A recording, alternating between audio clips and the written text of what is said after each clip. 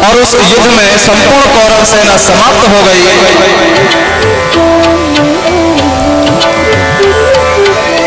श्री परीक्षित जी ने पूछा कि भगवान, मैंने सुना है कि भगवान को दीन वत्सल कहते हैं, दीन बंधु कहते हैं, तो लेकिन मुझे अभी तक समझ में नहीं आया कि भगवान को दीन बंधु केवल कहा ही जाता है या फिर उन्होंने ऐसा कुछ काम भी किया है जिसके कारण उन्हें दीन बंधु कहा जाए। तब सुखदेव जी को एक और कथा याद आ गई और सुखदेव जी ने कहा कि हे राजन, भगवान दीन बंधु हैं और इसलिए उनको दीन बंधु कहा जाता है। कहा उस कथा को आप ध्यान पूर्वक सुनो। यह सब चरित कहा मैं गाई, यह सब चरित कहा मैं गाई, यह सब चरित कहा मैं गाई, यह सब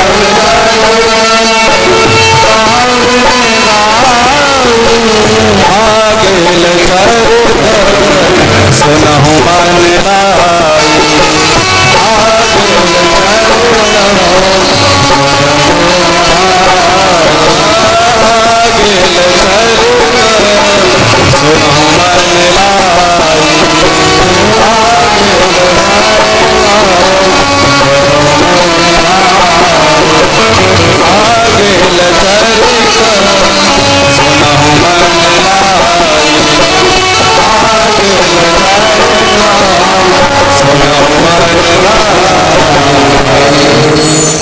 श्री सुखदेव जी कहते हैं, राजन,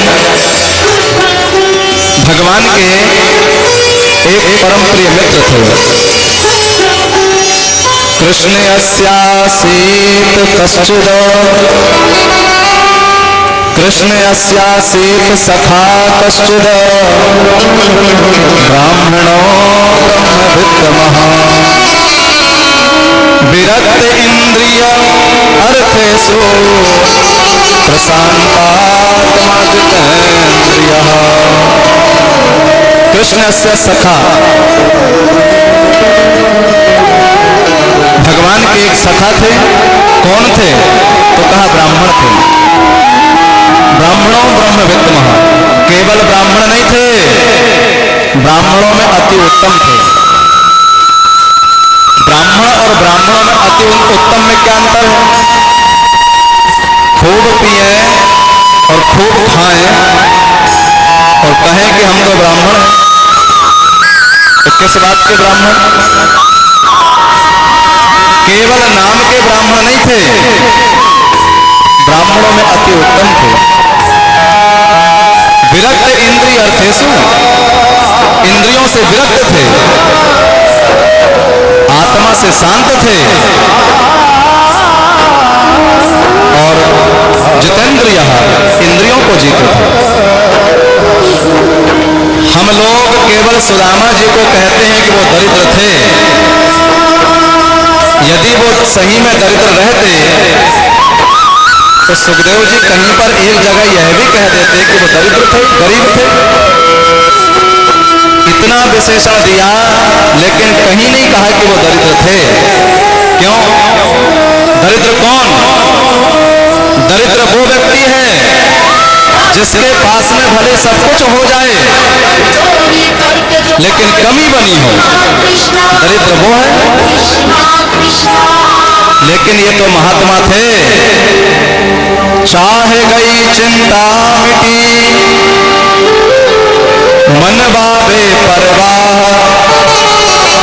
जिनको कब होना चाहिए कछु, सोई साहंसाह। जिनको दुनिया में कभी किसी से कुछ नहीं चाहिए, राजा वो है। और जो हमेशा हाथ फैलाता हो, भले वो राजा क्यों ना हो। एक महात्मा जी को एक कौड़ी मिली और महात्मा जी ने कहा इस कौड़ी को मैं उस व्यक्ति को दूंगा जो दुनिया में सबसे ज्यादा दरिद्र होगा। बहुत ढूंढते लेकिन ऐसा कोई मिला नहीं। एक दिन की बात है,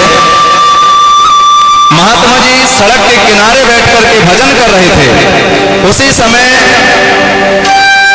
राजा अपने सैनिकों को लेकर के कहीं जा रहा था। जो सामने सामने सैनिक जा रहे थे, उन्होंने महात्मा जी से कहा कि महाराज जी यहाँ से हटो, यहाँ से हटो। महात्मा जी ने पूछा क्यों? कहा राजा साहब आ रहे हैं।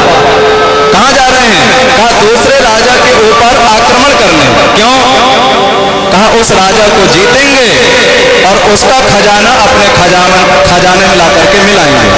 महात्मा जी समझ गए। महात्मा जी तुरंत राजा के पास में गए और राजा से कहा कि राजन जरा ऐसे हाथ फैलाना। राजा ने हाथ फैलाया और कौड़ी महात्मा ने उसके हाथ में रख दिया और कहा राजन मैंने बहुत ढूंढा लेकिन तुझसे बड़ा मैंने दरिद्र आज तक किसी को नहीं देखा। तो जिसके पास में भले सब कुछ हो जाए लेकिन कमी बनी रहे वही व्यक्ति दरिद्र है। लेकिन सुदामा जी ने कभी किसी से कुछ नहीं मांगा। वो केवल अपनी वृत्तियों को करते हैं। अब जिसका जो काम है वो काम अपना करेगा। ब्राह्मणों की कुछ वृत्ति होती है। पहली वृत्ति होती है सिलोंच वृत्ति। सिलोंच वृत्ति क्या है? जब हमारा खेत कटता है तो खेत में कुछ सिला गिर जाता है। जो गुच्छेदार अन्न होता है वो गिर जाता है, पड़ा रहता है, उसको सिला कहते हैं। तो उसे बीन करके जो काम चलाए उसे सिलोंच वृत्ति कहते हैं। लेकिन 12 महीना खेत में वो सिला तो मिलेगी नहीं, इसलिए ब्राह्मणों की दूसरी वृत्ति है उंच वृत्ति। किसान क्या करता है? अपने अनाज को ले जाकर के सेठ साहूकार को बेचता है। तो उसकी दुकान के सामने जो अन्न बाहर पड़ा रह जाता है उसे बीन करके जो काम चलाए उसे उंच वृत्ति कहते हैं। तीसरी वृत्ति होती है ब्राह्मणों की पुराण आदि, और चौथी वृत्ति होती है श्वान वृत्ति। जिस व्यक्ति ने कुत्ता को पाला है वो जानता होगा जब कुत्ते का मालिक अपने घर में आता है तो कुत्ता अपने मालिक को देख करके भौंकने लगता है।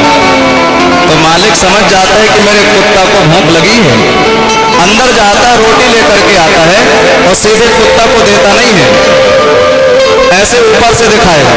कुत्ता बार बार छलांग लगाएगा। तो कुत्ता क्या करता है? नीचे जमीन में लेट जाता है और चारों पैरों को अपने पेट में रख लेता है। मानो वो कुत्ता कहता है मुझे इतनी भूख लगी है और तू दे नहीं रहा है। सो कुत्ते का जो मालिक होता है वो अपने कुत्ते को रोटी दे देता है। यही होती है श्वान वृत्ति। किसी सेठ साहूकार बड़े लोगों को देख करके उनके पीछे पड़े रहते हैं, लेकिन मर जाना चाहिए, कभी श्वान वृत्ति नहीं करना चाहिए। तो सुदामा जी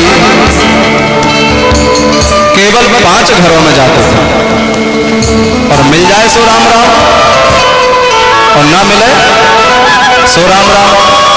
तेरे फूलों से भी प्यार, तेरे कांटों से भी प्यार, चाहे सुख हो या दुख, चाहे खुशी हो या गम, राम जैसे भी रखेंगे वैसे रह लेंगे हम। सदा प्रसन्न रहते हैं। इसलिए इतनी उपमा उनको दी गई, लेकिन यह नहीं कहा गया कि वो दरिद्र थे। उनके जैसा संतुष्ट कोई नहीं। वो जानते हैं कि धन में अनेक दोष हैं। जो धनवान होते हैं उनमें 3 दोष होते हैं और जो निर्धन होते हैं उनमें केवल 1 दोष होता है।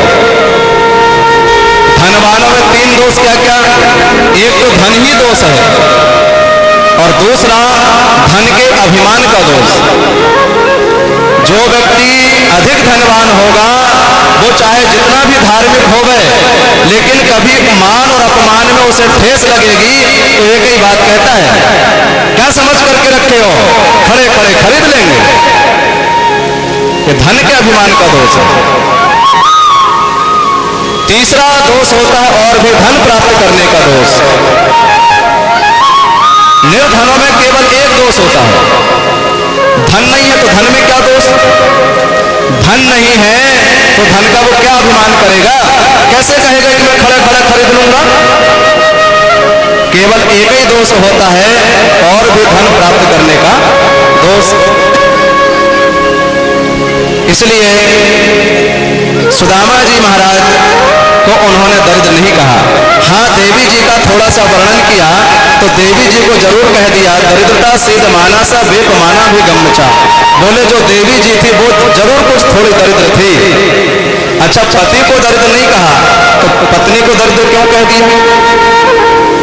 अन्यथा आज के समय में क्या होता है,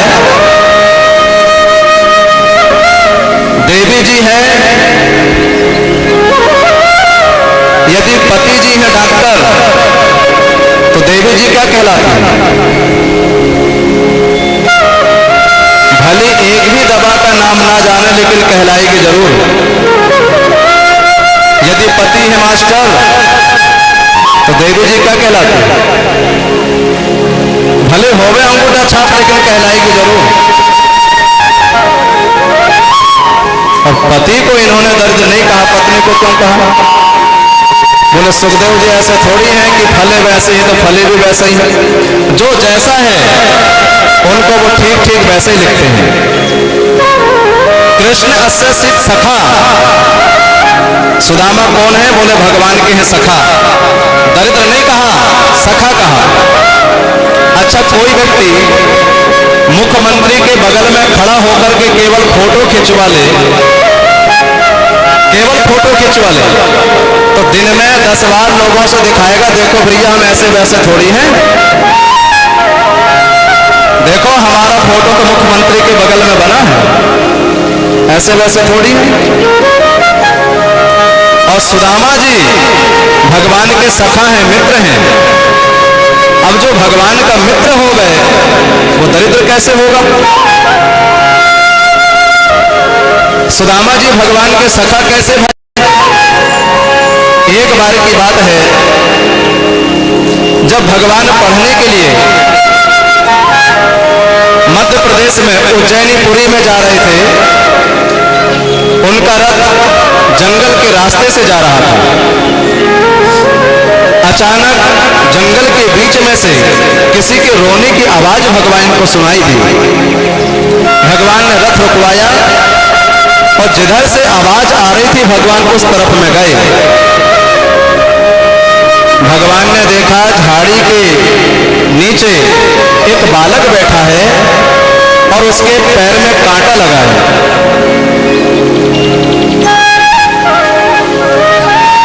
भगवान उसके चरणों के पास में बैठ गए और देखा कि इसके पैर में कांटे लगे हैं। भगवान ने देखा इसका जो कांटा है पक चुका है। अंगूठे से भगवान ने दबाना शुरू किया तो धीरे धीरे वो कांटा ऊपर आया, लेकिन दोनों हाथ तो उस कांटे के अगल बगल में दबाने में लगा था। अब उस कांटे को निकाला कैसे? तो भगवान ने क्या किया, उस पैर को ऊपर भगवान ने उठाया और दांत से पकड़ करके कांटे को भगवान ने बाहर निकाल लिया। कांटा तो निकल गया, लेकिन सुदामा जी और जोर जोर से रोने लगे। भगवान ने कहा भैया तेरे पैर में कांटा लगा था इसलिए तू रो रहा था, लेकिन अब तो कांटा निकल गया, अब क्यों रोता है? सुदामा जी बोले भैया जीवन में मैंने आज तक किसी को अपना मित्र नहीं कहा, लेकिन तुझे देख करके लग रहा है कि जीवन में तुझसे बढ़िया कोई मित्र नहीं हो सकता। भगवान ने सुदामा जी को रथ में बैठाए और रथ में बैठा करके साथ साथ गुरुकुल में वो पहुंच गए। गुरु जी ने पाठ याद करने के लिए कहा। सुदामा जी से कहा कि तुम ईशावास्यमिदं सर्वम, भगवान सर्वत्र है, इस पाठ को याद करके दिखाओ। और भगवान से कहा समो हम सर्वभूतेषु न में प्रिया न दोषो, भगवान सबको एक समान रूप में देखते हैं, आप इस पाठ को याद करके दिखाओ। दोनों को एक एक पाठ याद करने के लिए दे दिया और उनसे सरस्वती पूजन करवाया। जय जय जय हे वीणा पाणी, जय जय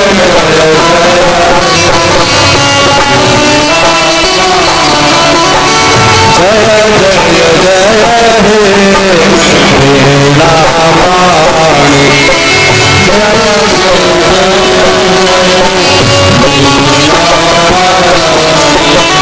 शिव कल्याणी मात भवानी,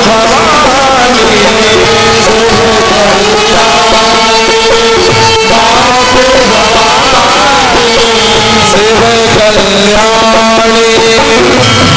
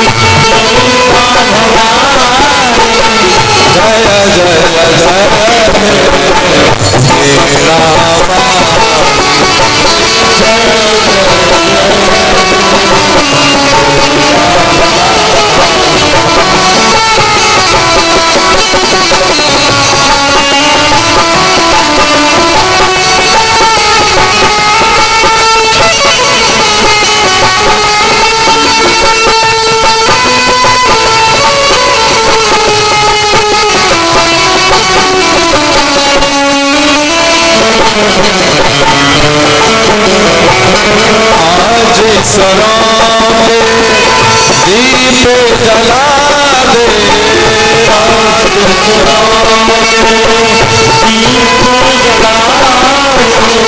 रोम रोम संगीत जगा दे,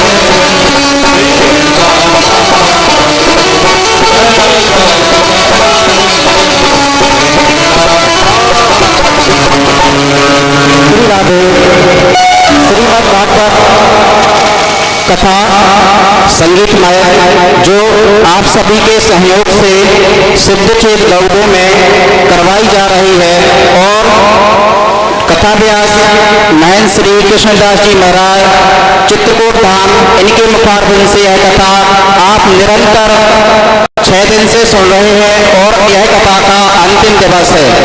कल कथा में पूर्णाहुति, हवन और भंडारा एवं कन्या भोज किया जाएगा, जिसमें जो भी श्रोता बंधु, माता बहनें, भाइयों हवन करना चाहते हैं तो वो 9 बजे यहाँ उपस्थित हो जाएं और उसके बाद कन्या भोजन एवं भंडारा किया जाएगा।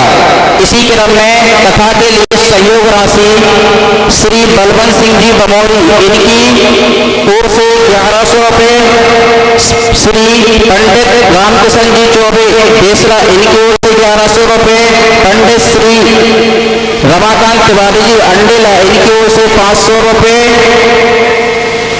श्री उदल सिंह जी घोष अंडेला, इनकी ओर से 1100 रुपये, श्री प्राण सिंह ठाकुर क्रियाकला, इनकी ओर से 1100 रुपये, श्री बैजनाथ सिंह पठारी, इनकी ओर से 500 रुपये और 501 रुपये का गुप्तदान।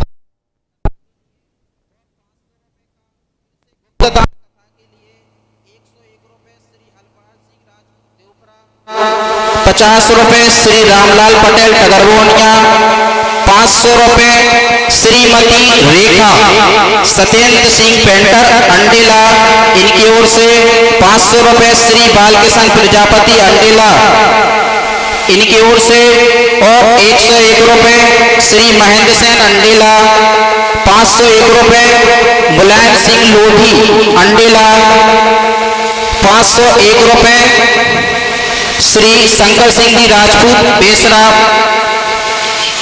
225 रुपये श्री करण सिंह घोष अंडेला, 1100 रुपये की सहयोग राशि श्री हुकम सिंह जी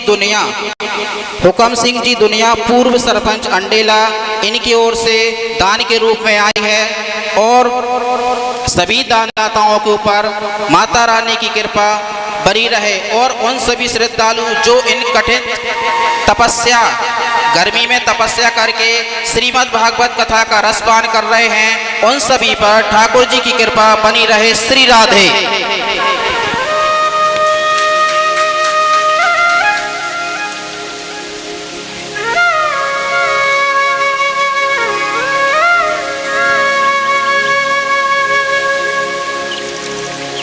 समस्त दानदाताओं की जय, श्री गौधाम की जय। गुरु जी ने एक एक पाठ दोनों को याद करने के लिए दे दिए, लेकिन सुदामा जी जब कमरे में पहुंचे तो भगवान के चेहरे की तरफ न देखें। भगवान ने कहा कि भैया गुरु जी ने तुझे पाठ याद करने के लिए दिया है और तू मेरे तरफ देख रहा है। पता है सवेरे गुरु जी पूछेंगे और जब तू नहीं बता पाएगा तब क्या होगा। तब सुदामा जी ने कापी खोला और कापी खोल करके जैसे पढ़ने को तैयार हुआ तो उस पेज में भी केवल भगवान का चेहरा दिखाई देगा। पूरी रात बीत गई, एक शब्द नहीं पढ़ पाए। सवेरा हुआ, गुरुजी ने कहा कि चलो अपना पाठ सुनाओ। अब कुछ पढ़े हो में तो सुना में। सुदामा जी मौन खड़े रहे, भगवान से पूछा तो भगवान ने विचार किया कि जब मेरा मित्र भूल गया तो मैं क्यों बताऊं। सो भगवान ने भी कुछ नहीं बोला। गुरुकुल में नियम होते थे, इस नियम के अनुसार दोनों को दंड दिया गया कि जंगल से लकड़ियां बीन करके लेकर के आओ। जब दोनों जाने लगे, गुरु माता ने देखा कि ये क्या खाएंगे, तो देखा कुछ चना रखे हैं, निकाल करके वो दे दी। और जैसे ही सुदामा जी मार्ग में पहुंचे, सुदामा जी ने यह देख लिया कि ये जो चना है श्रापित है। ब्राह्मण के घर से ये चना चोरी हुए और ब्राह्मण ने चना को लेकर के भागते हुए चोरों को देख लिया, श्राप दे दिया कि इस चना को जो कोई खाएगा वह दरिद्र हो जाएगा। चोरों ने उस चना को गुरुकुल में फेंक करके चले गए और यही चना आज सुदामा जी के हाथ में पहुंच गए। और सुदामा जी ने मन ही मन विचार किया, इस चना को यदि मैं द्वारिकाधीश को दे दूंगा तो वो इस चना को खा लेंगे। द्वारिकाधीश त्रिलोकी के स्वामी, इनको दरिद्र होना पड़ेगा, इसलिए चाहे कुछ भी हो जाए लेकिन मैं यह चना उनको बिल्कुल नहीं दूंगा। और स्वयं सुदामा जी वो चना को खा लिए, लेकिन भगवान को उन्होंने बिल्कुल नहीं दिया। 64 दिनों में भगवान ने 64 कलाओं को सीख लिया। और जिस समय गुरुकुल से भगवान विदा हो गए, सुदामा जी को भी अपने रथ में बैठा करके ले आए, लेकिन जिस स्थान में सुदामा जी बैठ करके गए थे उसी स्थान में वो रथ से उतर गए। चलते समय भगवान ने कहा कि हे मित्र, जब कभी मेरी जरूरत पड़े तो मेरे पास में अवश्य आना। कह करके भगवान तो चले गए, लेकिन इधर समय बीतता गया। श्राप के कारण सुदामा जी के पास में कुछ भी नहीं है, लेकिन जिस प्रकार से ठंड के समय में एक कुत्ता राख में बैठ करके अपनी पूरी रात बिता लेता है, ऐसे ही श्री सुदामा जी महाराज भगवान का नाम लेते हुए, संकीर्तन करते हुए दिन रात काट लेते हैं। आज हम लोगों को भगवान ने सब कुछ दिया, लेकिन हम लोग भगवान के गाने को तैयार नहीं हैं। और कहीं से किसी पार्टी में यदि हमको एक मोबाइल गिफ्ट में मिल गया तो दिन में 10 बार लोगों से बताएंगे, देखो हम तो वहां गए थे, हमको मोबाइल मिला है। दिन में 10 बार गाएंगे। और भगवान ने सब कुछ दिया, पैर दिया, हाथ दिया, नाक दिया, कान दिया। कभी कोई भगवान की नहीं गाते, बल्कि कहते हैं तो यह कहते हैं कि देखो भगवान ने हमको ऐसा बनाया, हम इस लायक भी नहीं है कि हमें अपने पैर के लिए जूता चप्पल खरीद लें। चलो ठीक है, भगवान ने ऐसा बनाया, लेकिन कम से कम भगवान ने पैर तो दिया। अब जरा उनकी देखो जिनके पास में पैर भी नहीं है, लेकिन कम से कम तुम्हें पैर तो दे दिए। लेकिन तब भी हम लोग केवल भगवान को ही कहते रहते कि भगवान ने हमें ये नहीं दिया। कभी ये नहीं कहते कि भगवान ने हमको सब कुछ दिया। जो कुछ भी हमारे पास में है, यह शरीर भी तो भगवान का दिया हुआ है। मुझे तूने मालिक बहुत कुछ दिया है, मुझे तूने बहुत कुछ दिया है।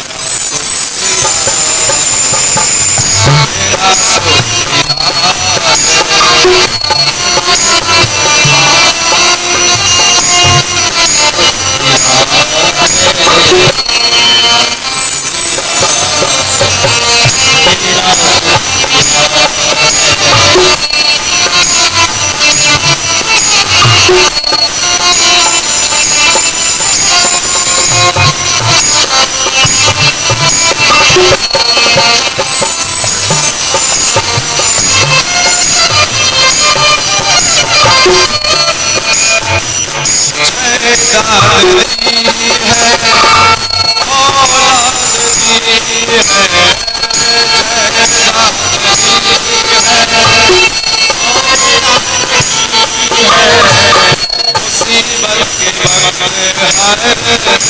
मैंने दाद दी है, मुसीबत के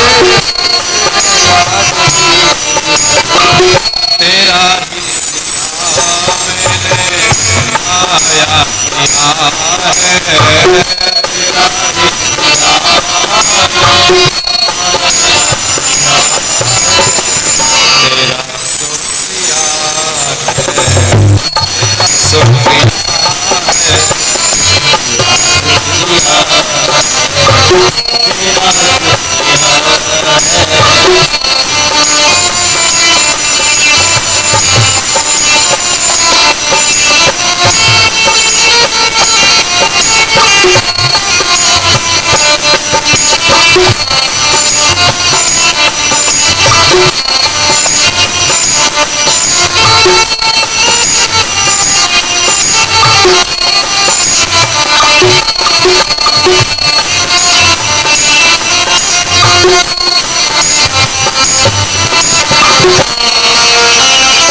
माल,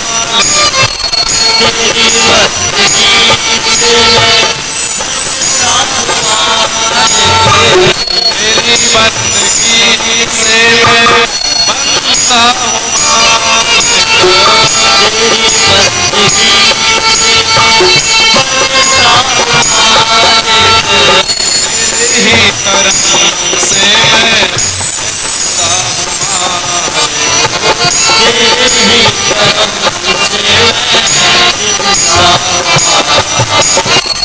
तुम्हें तो जीने के काबिल किया है, तुम्हें तो जीने के काबिल किया है, तेरा शुक्रिया तेरा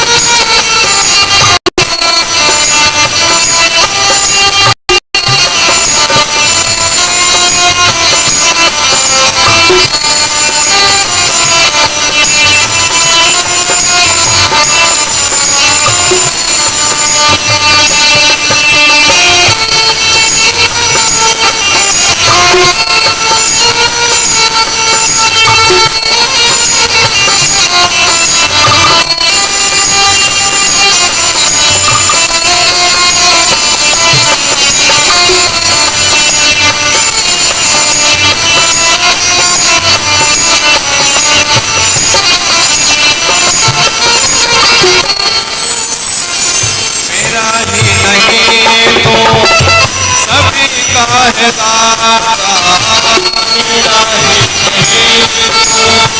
सभी का मेरा ही नहीं तो सभी का है दाता, मेरा ही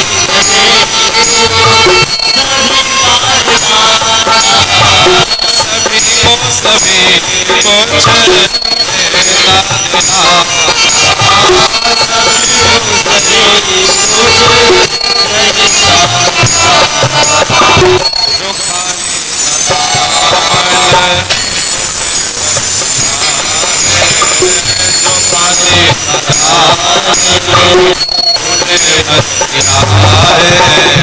तेरा शुक्रिया है।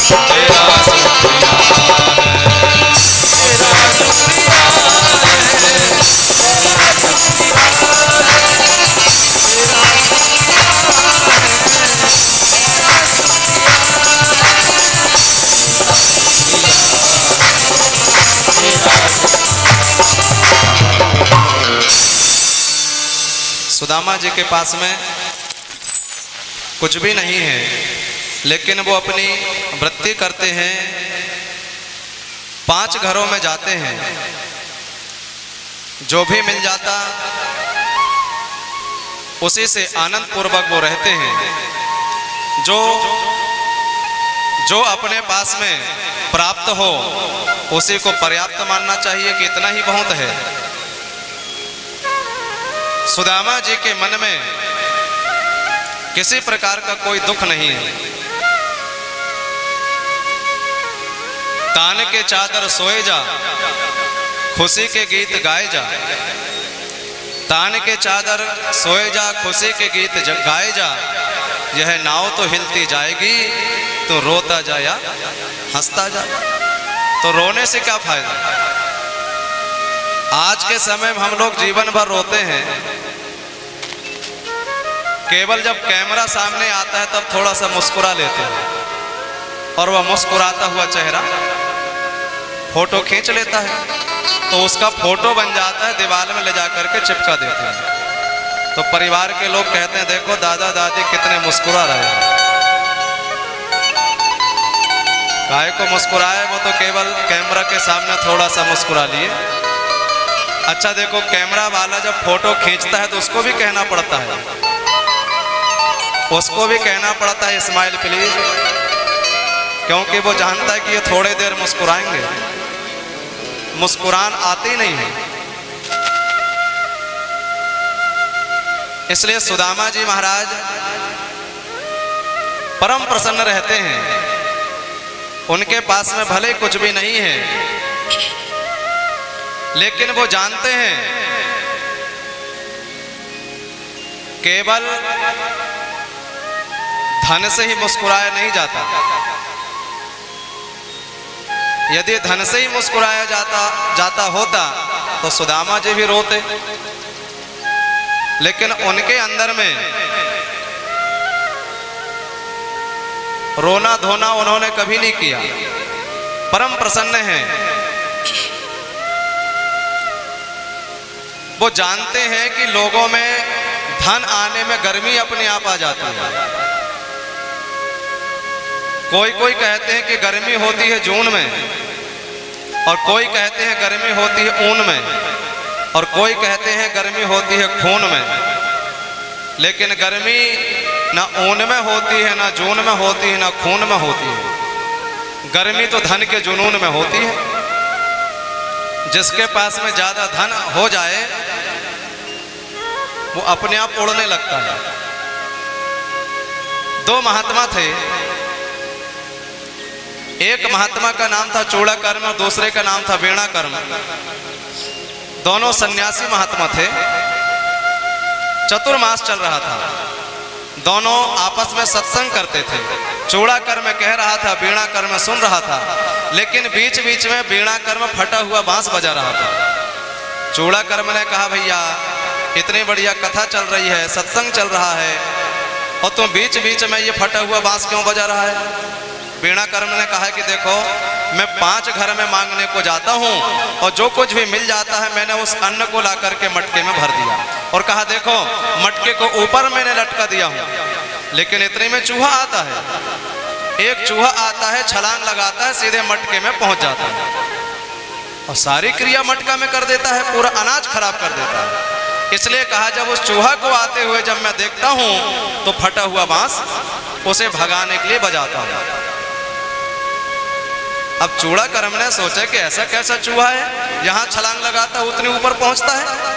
उस चूहा के पीछे पीछे गया, चूहा जाकर के एक बिल में घुस गया। तो चूड़ाकर्म ने उस बिल में खोदना शुरू किया, तो उसके बिल में बहुत सारा धन मिल गया। धन को उन्होंने निकाल लिया। अब दूसरे दिन पुनः सत्संग शुरू हो गया। वही चूहा फिर आया, तो वीणाकर्म ने फटा हुआ बांस फिर बजाया। चूड़ाकर्म बोला अब क्यों बजाता है? कहा वही चूहा आ रहा है। कहा उसे आने दो, लेकिन बांस ना बजाओ। तो उन्होंने बांस नहीं बजाया, चूहा आया। चूहा पहले आता था तो बड़ी रफ्तार से आता था, बहुत तेजी से आता था। आज आया तो धीरे धीरे आया, छलांग लगाया, लेकिन मटका तक नहीं पहुंच पाया, बीच में ही टपक गया। अब उसने जितनी जितनी कोशिश किया उतनी उतनी उसकी शक्ति कम हो गई, वो थक गया, लौट करके चुपचाप वापस चला गया। ऐसा क्या हो गया कि अब आज वो मटके में नहीं पहुंच पाया, उसके बिल में जो धन था वो निकल गया, और धन निकल गया तो चूहा की गर्मी सब चली गई, और गर्मी चली गई सो उसने उतनी ऊंचाई में छलांग नहीं लगा पाया। इसलिए जो गर्मी होती है वो धन में होती है, लेकिन सुदामा जी महाराज खूब प्रसन्न रहते हैं कि मुझे भगवान ने जितना दिया है उतना ही बहुत है, इसलिए परम प्रसन्न रहते हैं। और कष्ट को उन्होंने कभी कष्ट नहीं समझा। लोगों के जीवन में थोड़ा सा संकट आ जाता है तो परेशान हो जाते हैं कि देखो हमारे ऊपर इतना कष्ट आया, लेकिन सुदामा जी महाराज सोचते हैं कि सुख भी है तो भगवान की कृपा से, और दुख भी है तो भगवान की कृपा से। परम प्रसन्न रहते हैं। सुख भी मुझे प्यारे हैं, दुख भी मुझे प्यारे हैं, छोड़ूं मैं किसे भगवन, दोनों मुझे प्यारे हैं।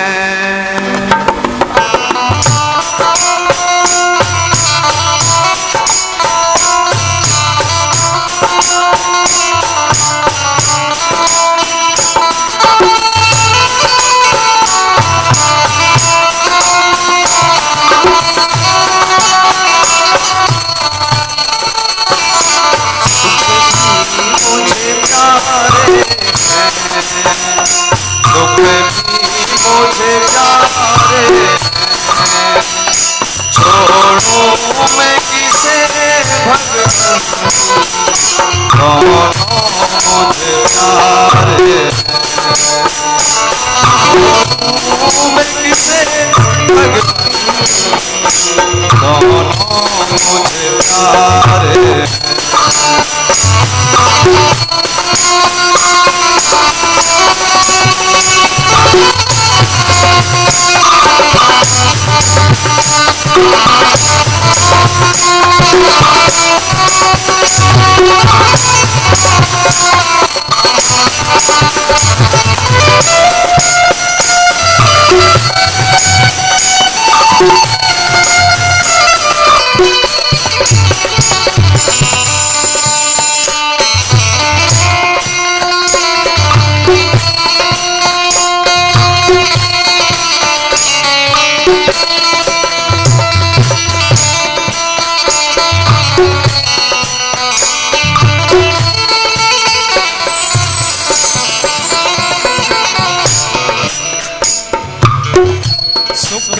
दुख ही तो दुनिया की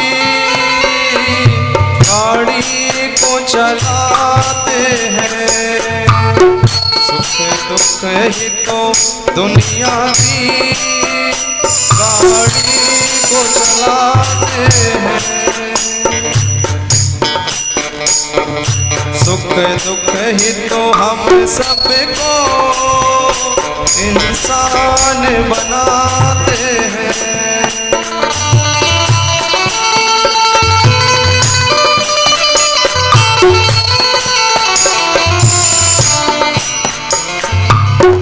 संसार की नदियों के दोनों ही किनारे हैं, संसार की नदियों के दोनों ही किनारे हैं, छोड़ूं मैं किसे भगवन, दोनों ही तुम्हारे हैं।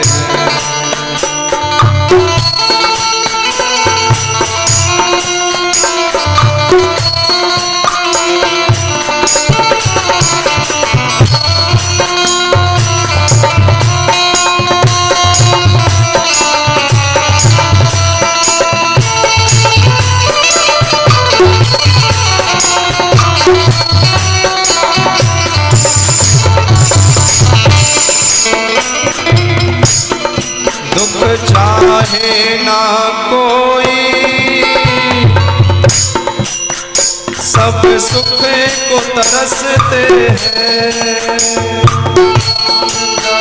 कोई सब सुख बरसते हैं। दुख में सब रोते हैं, सुख में सब हंसते हैं। दुख में सब रोते हैं, सुख में सब हंसते हैं।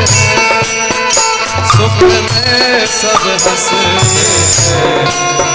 सुख मिले उसे जिसमें दुख भी तो सहारे हैं। छोड़ो मैं किसे भगवान, छोड़ो मैं किसे भगवान, दोनों ही तुम्हारे हैं।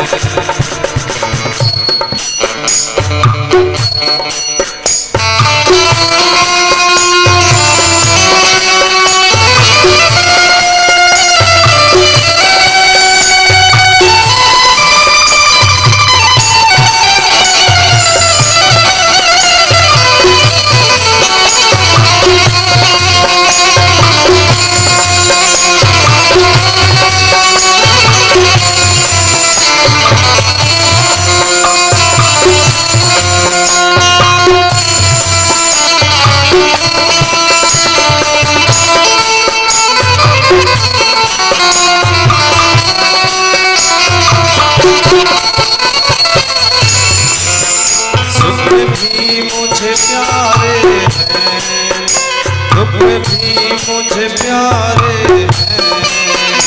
छोड़ो मैं किसे भगवान, दोनों ही तुम्हारे हैं। छोड़ो मैं किसे भगवान, दोनों ही तुम्हारे हैं। छोड़ो मैं किसे भगवान,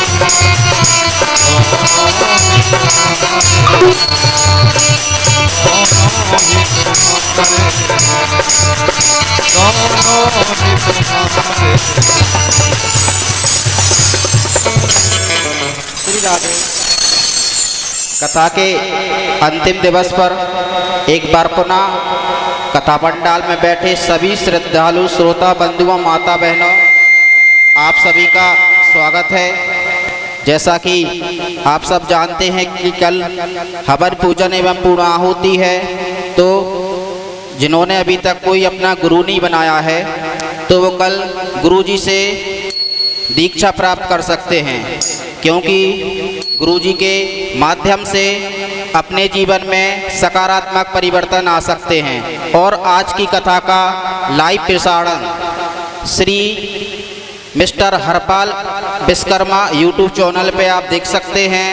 और इसी क्रम में संयोग राशि श्री चंद्रभान सिंह लोधी मगरा वाले, इनकी ओर से 500 रुपये, श्री मुन्नीलाल प्रजापति 200 रुपये, 50 रुपये श्री अच्छे लाल जी पड़रिया, 200 रुपये श्री राजाराम सेन जी और 500 रुपये गुप्तदान एवं 50 रुपये प्रभाबाई जामुंडाना और श्री ध्रुव श्रीवास्तव अंडेला, इनकी ओर से 200 रुपये की संयोग राशि दान स्वरूप इस कथा पंडाल में प्राप्त हुई है। एवं उन सभी माता बहनों एवं दानदाताओं की जय हो जिन्होंने अभी तक गुप्त दान किया है। श्री राधे।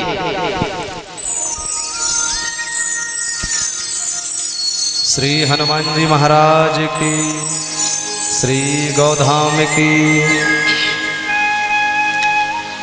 अनेक अनेक संकट आने के बाद भी, उनके पास कुछ भी नहीं है, इसके बाद भी वो खड़े लड़के सीताराम। सुदामा जी महाराज खूब प्रसन्न रहते हैं। बहुत दिन बीत गए,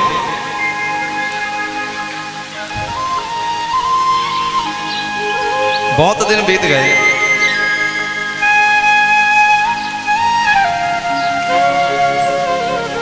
आज भगवान ने सोचा इतने दिन बीत गए, लेकिन मेरा मित्र लगता है कभी मेरे पास में नहीं आएगा।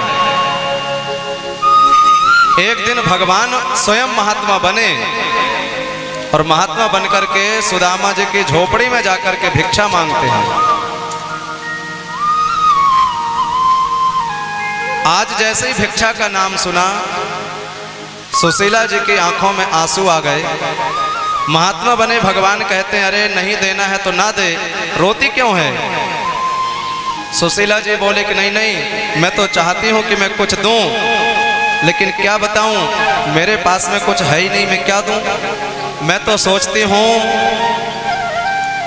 साईं इतना दीजिए जामे कुटुंब समा, मैं भी भूखा ना रहूं, साधु ना भूखा जाए। कहा मैं तो चाहती हूँ महाराज कि मैं कुछ दूं, लेकिन मेरे पास में कुछ है ही नहीं, सो मैं क्या दूं? महात्मा बने भगवान कहते हैं कि अरे मैंने सुना है कि तुम्हारा पति द्वारकाधीश का मित्र है, और द्वारकाधीश का मित्र, इसके घर में कुछ नहीं है, बड़े आश्चर्य की बात है। कह करके भगवान तो वहां से चले गए। पर आज सुशीला जी बहुत प्रसन्न हो गई कि ये ऐसे वैसे नहीं है, द्वारकाधीश के मित्र हैं। जैसे ही सुदामा जी आए, आज सुदामा जी ने देखा कि ये पहली बार इतनी प्रसन्न है। सुदामा जी ने कहा कि मुझे तो भिक्षा में आज कुछ मिला नहीं, लेकिन मैं देख रहा हूं कि तू बहुत प्रसन्न है, क्या बात है? तो इन्होंने कहा कि मैंने सुना है आप द्वारकाधीश के मित्र हो। सुदामा जी बोले, मैंने आज तक ये बात कभी किसी से नहीं बताई, लेकिन ये सब तुझे कैसे मालूम हो गया? तब उन्होंने कहा, आज मुझे एक महात्मा जी ने बताया। आज महात्मा स्वयं यहाँ चल करके आए थे और उन्होंने मुझे बताया। अब सुदामा जी पुनः विचार में पड़ गए कि जब मैंने दुनिया में किसी को बताया ही नहीं, तो ये महात्मा को कैसे मालूम हो गया? सुदामा जी ने कहा, एक बात बता, जब वो बोल रहे थे तो उनके गाल में कुछ गड्ढे से पड़ रहे थे क्या? बोले हाँ हाँ, उनके गाल में गड्ढे पड़ रहे थे। अच्छा, उनके जो बाल थे वो घुंघराले थे क्या? बोले हाँ हाँ, बाल तो घुंघराले थे। तो सुदामा जी को समझते देर नहीं लगा कि महात्मा कौन था। और सुशीला जी बोली, जब द्वारकाधीश आपके मित्र हो, मैं देख रही हूँ कितने दिन हो गए आप कभी अपने मित्र के पास में नहीं गए। सुदामा जी बोले, सुन, मैं कभी भी मांगने के लिए उसके पास में जाने वाला नहीं हूं। तो सुशीला जी ने बात बदल दी, मैं मांगने को थोड़ी कह रही हूं। आपके वो मित्र हैं, तो क्या मित्र के पास में मिलने को मित्र से नहीं जाना चाहिए? तो सुदामा जी बोले, चल अच्छी बात है, मित्र से मिलने के लिए जाऊंगा। अयम ही परमो लाभ, उत्तम श्लोक दर्शन, दर्शन का मुझे लाभ प्राप्त होगा। लेकिन कहा, सुन, बहुत दिनों के बाद में गुरु जी के पास में जामे, बहुत दिनों के बाद में माता पिता के पास में जामे, बहुत दिनों के बाद में मित्र के पास में जामे, तो कुछ ना कुछ भेंट लेकर के जाना पड़ता है। अब तेरे पास में क्या रखा है जो अपने मित्र को मैं भेंट में चढ़ाऊंगा? अब सुशीला जी ने और मन में विचार कर लिया कि मैं ऐसा गुप्त पत्र पहुंचाऊंगी कि सामने वाला अपने आप देख करके समझ जाएगा इनके पास में खाने को भी नहीं है। इसलिए तुरंत वो निकल पड़ी। जैसे ही गांव मोहल्ले में गई, कुछ लोगों के दरवाजे बंद हो जाते हैं, क्योंकि आज के समय में काम लोग चंद मिलते हैं, और जब आता है मुसीबत का वक्त तो सबके दरवाजे बंद मिलते हैं। सुख में खूब मित्र बन जाएंगे। यदि हमारे पास में बहुत सारा धन है तो बहुत सारे मित्र आगे पीछे घूमेंगे। सुख में आन सबई मिल बैठत रहत चहु दिस घेरे, और विपत्ति पड़े काहू नेरे न आवत सबई संग छोड़े। विपत्ति में कोई नहीं आता। आज के समय में बड़े गजब के मित्र हैं। यदि किसी को गुटखा खाते हुए देख लेते हैं तो कहते हैं, भैया हम तुम्हारे मित्र हैं, जरा लाओ थोड़ा हमको भी खिलाओ। और जब तक मुंह में गुटखा तब तक मित्र, और मुख का गुटखा समाप्त हुआ कि मित्र भी समाप्त हुआ। आज यदि हमारे पास में 10-20 मोटरसाइकिल है तो 10-20 मित्र आगे पीछे घूमेंगे, और यदि मोटरसाइकिल समाप्त हो गई कि वो मित्र कब समाप्त हो गए पता नहीं चलता है। आज के ऐसे मित्र हैं। इसलिए अच्छा देखो, परिवार में यदि कोई बूढ़ा बीमार हो गया तो ना जाने कहां कहां के नाते रिश्तेदार देखने के लिए आएंगे, और जब वो देखते हैं कि बूढ़ा ना मर रहा है ना जी रहा है, तो अपने आप चले जाएंगे, फिर नहीं रुकेंगे कि नहीं थोड़ी सेवा कर लिया जाए। देखते हैं 4 दिन बीत गए, ना मर रहा ना जी रहा है, सो सब अपने आप वहां से चल देते हैं। सुख में आन सभी मिल बैठा, सुख के सब साथी बन जाते हैं। इसलिए कुछ लोगों के दरवाजे बंद हो गए। सबका जो धन है भगवान के काम में नहीं आने वाला। जिनका धन भगवान के कार्य में लगना है उन्हीं का धन लगेगा, और सबका धन कहे कि सबका ही धन भगवान में लग जाए, भगवान के कार्य में उपयोग में आ जाए, तो सबका धन उपयोग में आने वाला नहीं है। इसलिए कुछ लोगों के दरवाजे बंद हो गए। लेकिन 4 घरों से 4 मुट्ठी चावल सुशीला जी को मिल गए। चावल को लेकर के वो आई, पोटली में बांधी, और सुदामा जी उस चावल को लेकर के चल दिए। रास्ते में नदी मिली, भगवान नाविक बन करके आ गए, सुदामा जी को नाव में बैठा लिए और सुदामा जी को उस पार पहुंचा दिया। जब वो जाने लगे, सुदामा जी ने पूछा, भैया एक बात और बताते जा, द्वारिका कितने दूर है? नाविक बने भगवान कहते हैं कि भैया तुम्हारी ये हालत बता रही है, तुम्हारा शरीर बता रहा है द्वारिका कितनी दूर है। सुदामा जी समझ गए, इसका मतलब ये हुआ कि अभी द्वारिका बहुत दूर है। सुदामा जी ने सोचा चलो कोई बात नहीं, आराम से पहुंच जाएंगे। नदी के किनारे बैठ गए। नदी के किनारे एक वृक्ष के नीचे वो बैठ गए। अच्छा देखो, 2 प्रकार की भक्ति होती है। एक भक्ति होती है बंदर के बच्चों वाली, और एक भक्ति होती है बिल्ली के बच्चों वाली। आप लोगों को कौन सी पसंद है, पसंद कर लेना। देखो, बिल्ली के बच्चे को यदि एक स्थान से दूसरे स्थान में जाना होता है तो बिल्ली का बच्चा क्या करता है? बिल्ली का बच्चा कुछ नहीं करता, बल्कि बिल्ली की जो मां होती है वह स्वयं ही पकड़ करके बिल्ली के बच्चे को दूसरे स्थान में ले जाती है। और बंदर के बच्चे को यदि एक स्थान से दूसरे स्थान में जाना होता है तो बिल्ली का बच्चा अपनी मां को पकड़ता है, तब जाकर के वो दूसरे स्थान में पहुंच पाता है। तो भक्ति कौन सी बढ़िया है, बिल्ली के बच्चों वाली या फिर बंदर के बच्चों वाली? बढ़िया भक्ति है बिल्ली के बच्चों वाली। कुछ नहीं करना पड़ता और जहां जाना हो अपनी मंजिल तक पहुंच जाते हैं। एक पूरा परिवार वृंदावन में पहुंचा और गोवर्धन जी का उन्होंने परिक्रमा की। पूरा का पूरा परिवार थक गया, लेकिन एक छोटा सा बालक था, वह खूब उछल कूद कर रहा था। एक सज्जन ने पूछा, क्यों भैया तूने परिक्रमा नहीं किया है क्या? वो बोला, नहीं नहीं परिक्रमा तो मैंने किया है। अच्छा तुमने परिक्रमा किया? बोले हाँ बिल्कुल किया। तो भैया जब सब लोग तेरे परिवार में थक गए तो तू क्यों नहीं थका? तो वो बालक बोला, देखो परिक्रमा तो मैंने किया है, लेकिन मैं कभी अपनी माँ की गोदी में बैठता था, कभी अपने पिताजी की गोदी में बैठता था। ऐसे गोदी में बैठ बैठ करके मैंने परिक्रमा किया, लेकिन परिक्रमा तो जरूर किया। ठीक इसी प्रकार से जो व्यक्ति भगवान के चरणों का सहारा लेता है और भगवान का सहारा लेकर के आगे बढ़ता है, वह सच्ची भक्ति में है। लेकिन जो व्यक्ति अपने ज्ञान का, अपने बल का अभिमान लेकर के आगे बढ़ता है, वो चाहे कितनी ऊंचाई में क्यों न चढ़ जाए, एक समय ऐसा आता है कि वह धड़ाम से जमीन में गिरता है और दोबारा फिर उठ नहीं पाता।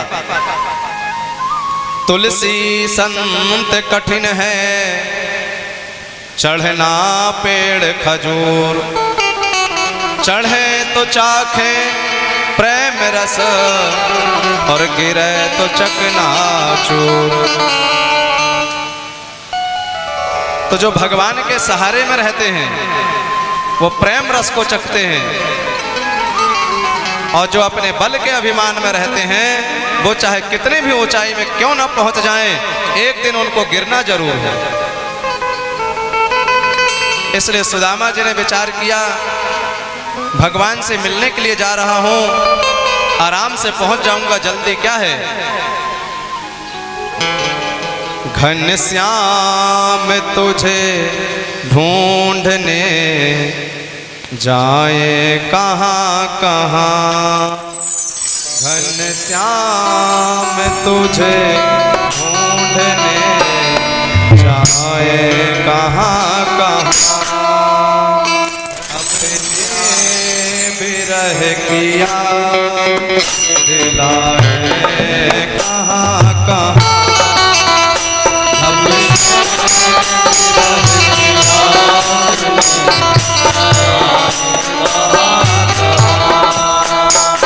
घनश्याम तुझे ढूंढने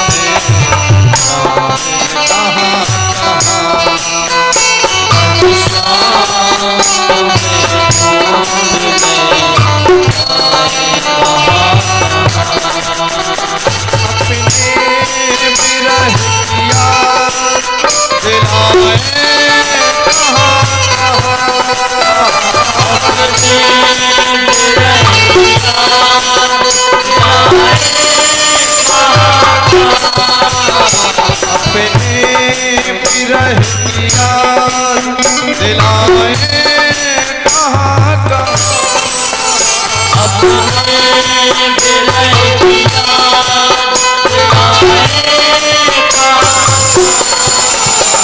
घनश्याम तुझे ढूंढने जाए कहाँ कहाँ,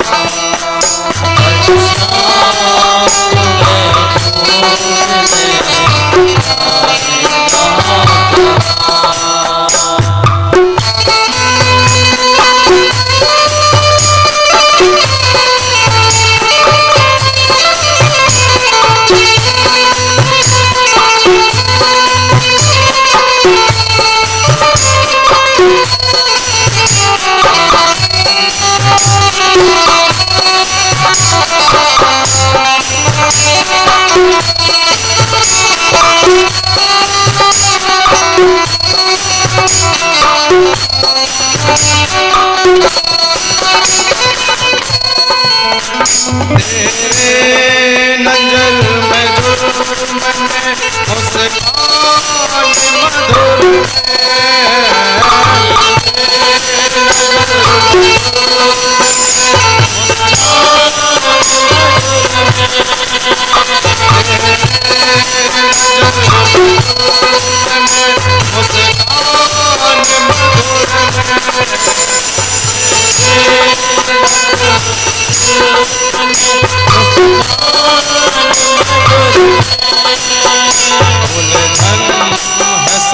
मधुर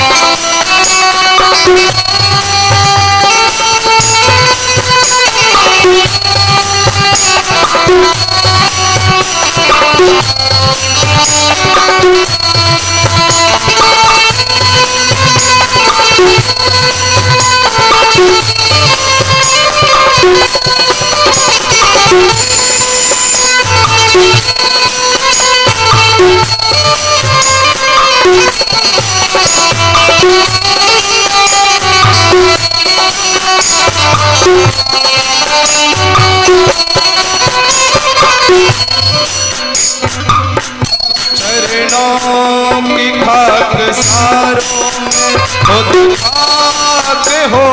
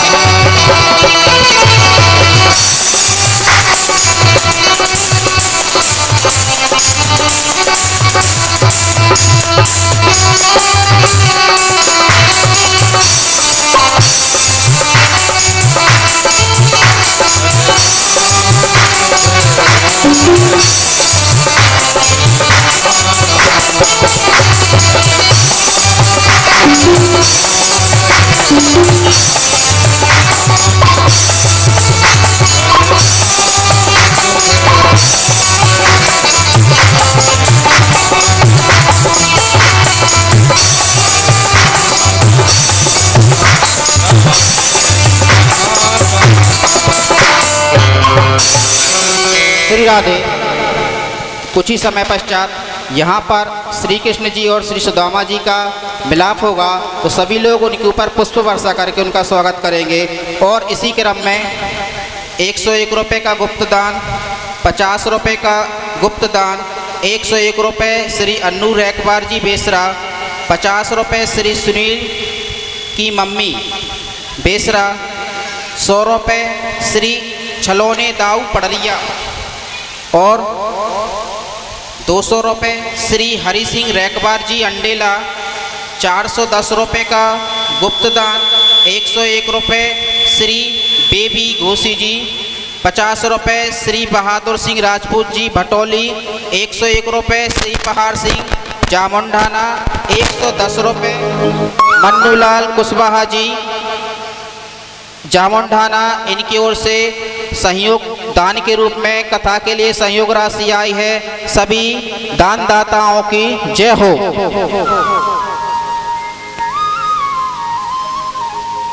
श्री हनुमान जी महाराज की जय हो। सुदामा जी नदी के किनारे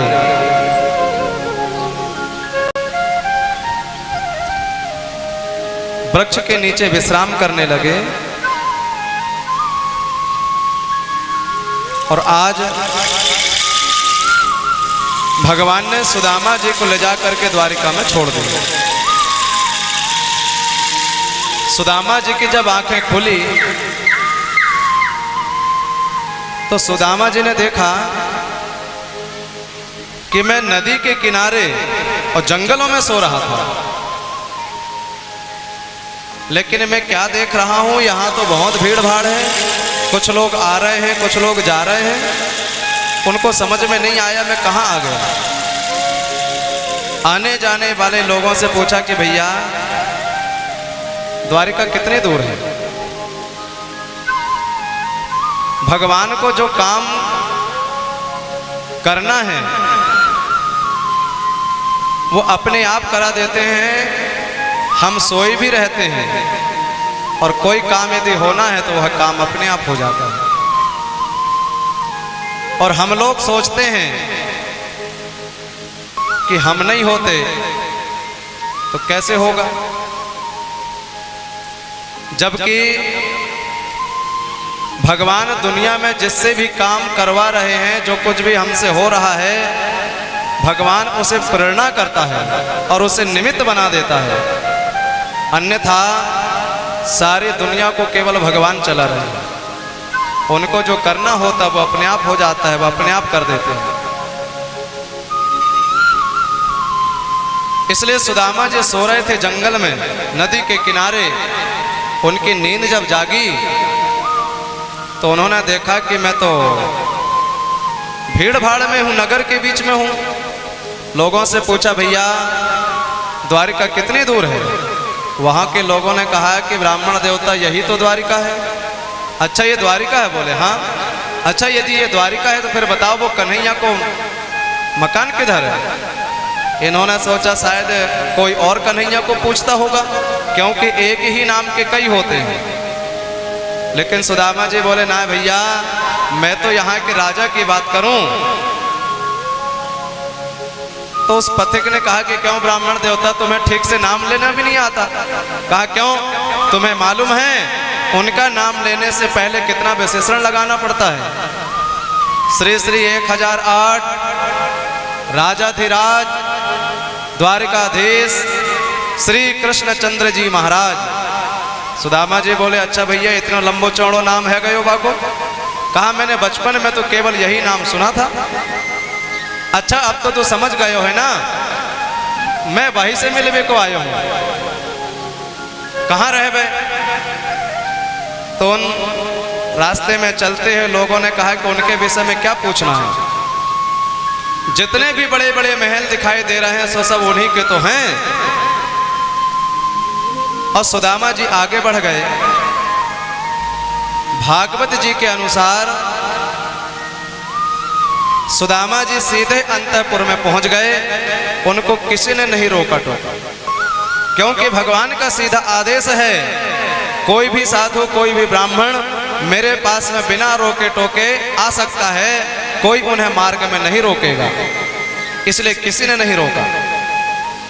लेकिन कथा जग प्रसिद्ध है और नरोत्तम दास जी महाराज ने बड़ा सुंदर भाव सजाया।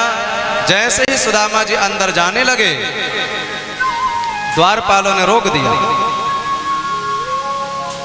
और द्वारपाल बोला कि ब्राह्मण देवता, लगता है कि तुमको किसी ने सताया है। सुदामा जी बोले ना भैया, मोहे काऊ ने ना सतायो।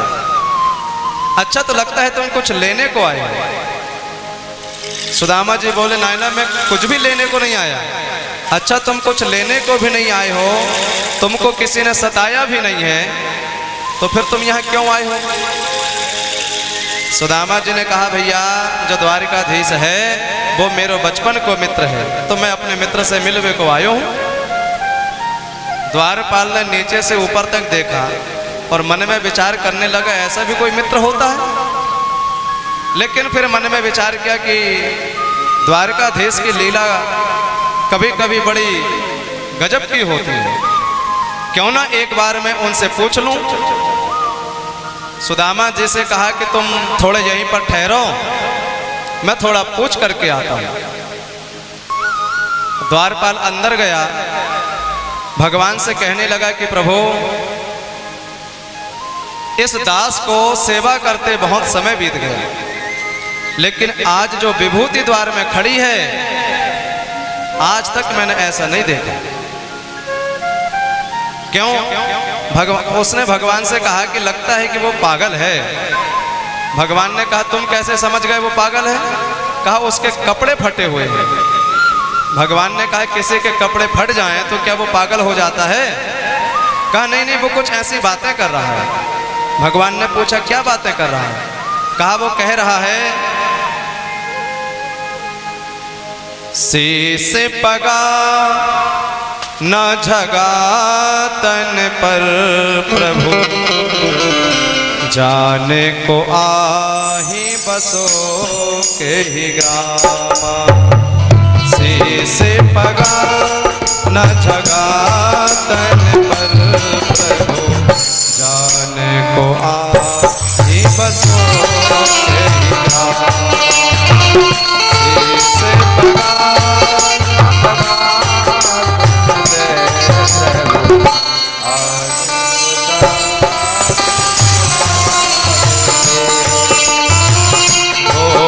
फटी सिलटी दो पटी और पायो पाहन के नहीं दावा।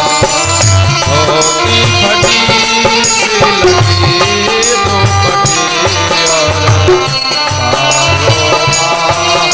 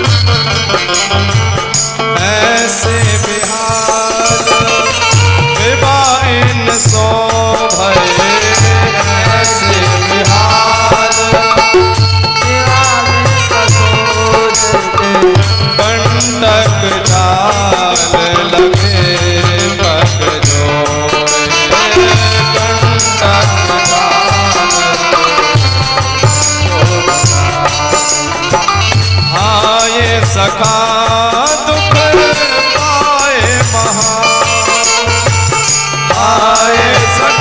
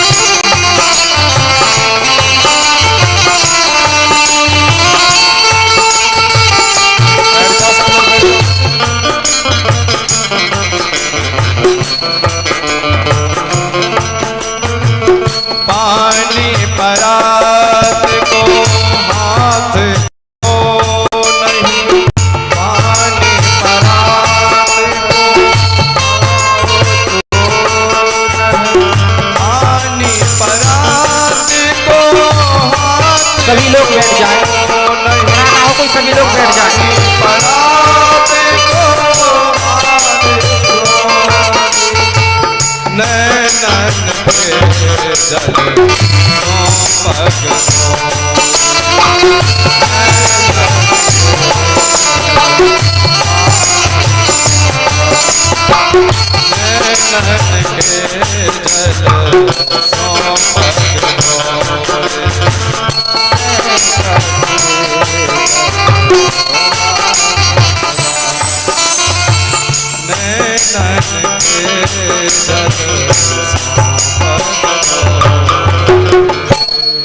श्री सुदामा जी महाराज की जय, श्री द्वारकाधीश भगवान की जय। सब लोग बैठ जाएं।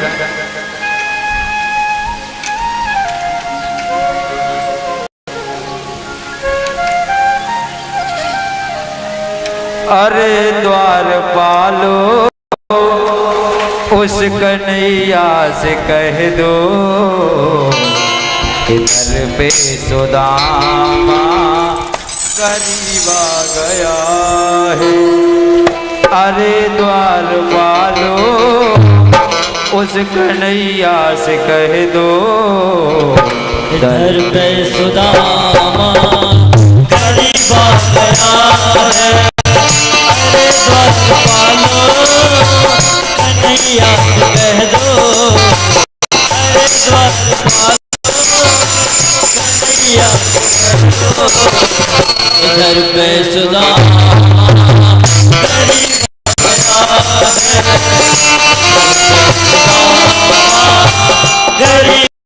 आ गया है।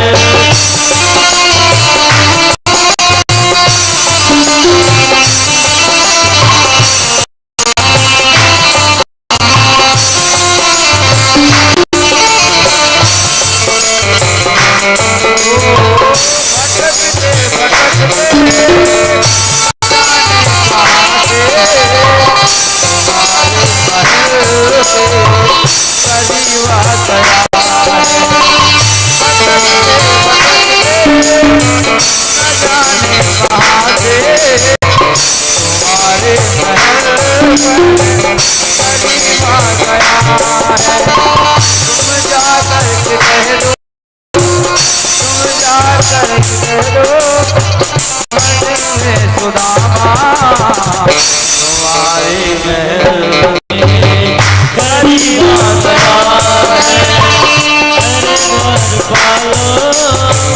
कन्हैया से कह दो। सुदामा गरीब आ गया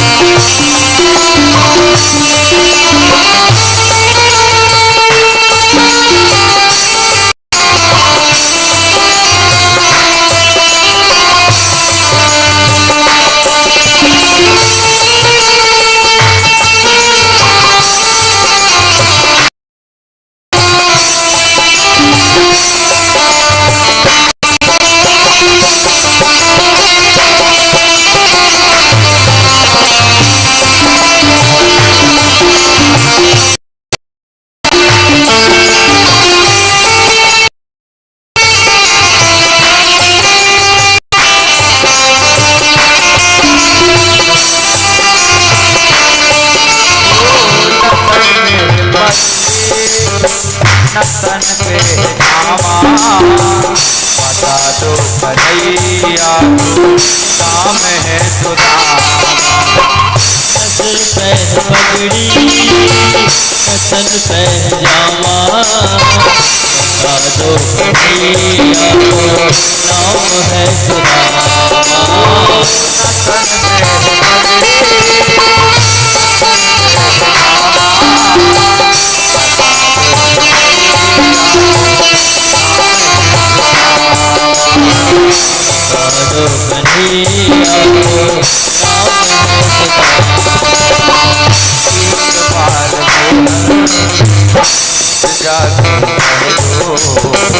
तुम्हारे महल का नजीब आ गया है।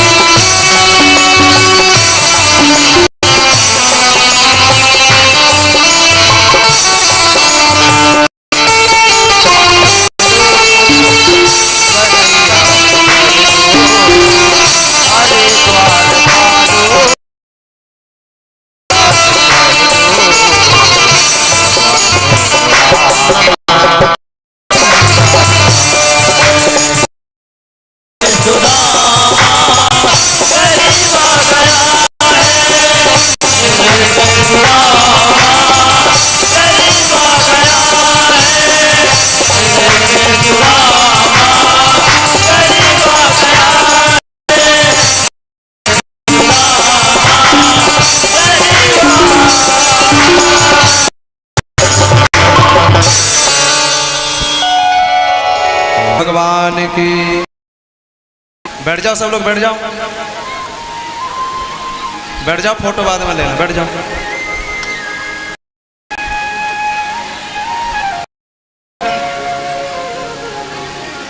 श्री गुरुदेव भगवान की। सुदामा जी की भगवान ने और भगवान ने सुदामा जी से कहा कि भैया एक बात मैं पूछूं। सुदामा जी बोले पूछ। कहा देख मैं यहाँ से कहूँ कि तू बचपन से ही वैराग्य की ज्यादा बातें करते था, एक बात बता विवाह क्यों है? सुदामा जी ने कहा भैया विवाह तो कियो हूँ। अच्छा विवाह कियो है? बोले हाँ।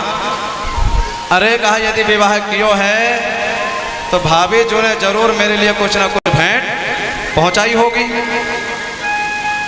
सुदामा जी ने सोचा ये संपूर्ण त्रिलोकी का स्वामी द्वारकाधीश यदि इसे मैं ये कच्चा चावल दूंगा तो क्या सोचेगा। तो भगवान मन की पढ़ लेते हैं, इसलिए भगवान ने कहा कि भैया एक बात कहूं। कहा बोल। अरे कहा तुझे वो एक बात याद है कि नहीं? कहा क्या? कहा जब तू द्वारिका में गया था, जब हम लोग गुरुकुल में पढ़ रहे थे, अकेले अकेले तो चना खा गया था। सुदामा जी ने कहा भैया बहुत अच्छे से मालूम है, लेकिन तू वो बचपन की बात अब क्यों कर रहा है?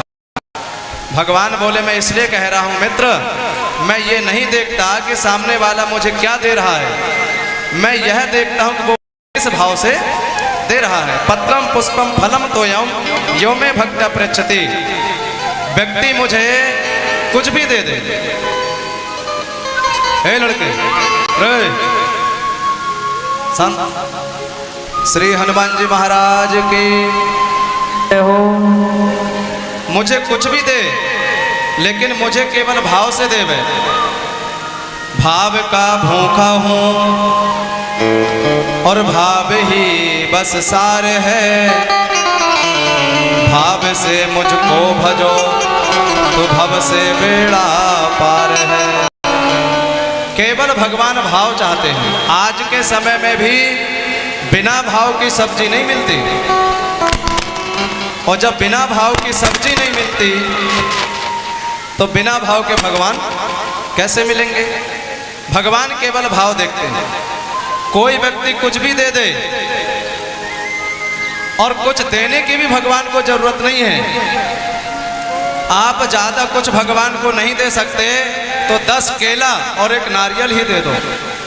अब आप कहोगे जिसके पास में 10 केला भी ना हो, एक नारियल भी ना हो, 10 केला क्या? ये हमारी 10 उंगलियां 10 केला हैं। इन्हीं 10 उंगलियों के भगवान के सामने जोड़ लो, भगवान इतनी में प्रसन्न हो जाते हैं। अब चलो मान लो कि किसी के पास में 10 केला नहीं है, उंगलियां नहीं होती, हाथ नहीं होते, तो चलो 10 केला नहीं है, लेकिन ऐसा संसार में कोई नहीं है जिसके पास में एक नारियल ना हो। नारियल क्या? ये हमारी खोपड़ी ही नारियल है। इसी खोपड़ी को भगवान के सामने चढ़ा दो, झुका दो, भगवान इतने में प्रसन्न हो जाते हैं और भगवान को कुछ भी देने की जरूरत नहीं है। इसलिए भगवान ने कहा कि भैया जो कुछ भी लाया है मुझे दे दे। लेकिन सुदामा जी बोले कि जब एक बार कह दिया ना मैंने कुछ नहीं लाया, फिर तू काहे को बार बार पीछे पड़ो है। भगवान समझ गए मैं चाहे कुछ भी कह दूं लेकिन ये देने वाला नहीं है। सो भगवान ने कहा मित्रवर मैं क्या देख रहा हूँ। सुदामा जी बोले क्या देख रहा है। कहा मैं देख रहा हूँ तेरा ये हाथ टेढ़ा क्यों है। सुदामा जी ने कहा भैया इतनी दूर से मैं चल करके आयो हूँ सो हाथ दर्द करे। भगवान बोले ओहो हाथ दर्द कर रहा है और मैं पैर दाब रहा हूँ, कहला थोड़े हाथ में दाब दूं। सुदामा जी बोले नहीं नहीं मेरे हाथ से हाथ बिल्कुल नहीं लगाइयो, तू तो आराम से पैर दाब तो रहे। अरे कहा ऐसे कैसे हो जाए कि हाथ दर्द करे पैर दाबूं। और जैसे ही भगवान ने हाथ पकड़ा सो अपने आप चावल की पोटरी जमीन में आ गई। भगवान ने पोटरी को खोला, एक मुट्ठी खाया, दो मुट्ठी खाए, तुरंत रुक्मणी ने आकर के हाथ पकड़ लिया। मानो रुक्मणी कहना चाह रही है कच्चे चावल हैं और कच्चे चावल ज्यादा खा लोगे तो पेट दर्द करेगा।